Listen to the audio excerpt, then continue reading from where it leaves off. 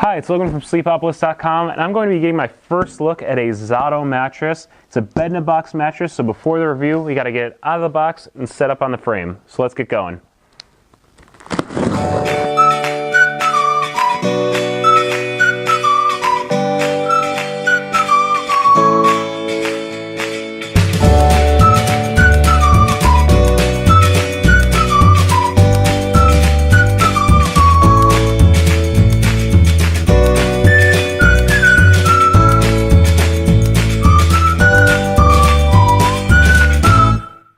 And that's it. As with any bed-in-a-box mattress, it's important to let it decompress for a little while before you sleep on it, so just stay on the lookout for my upcoming review.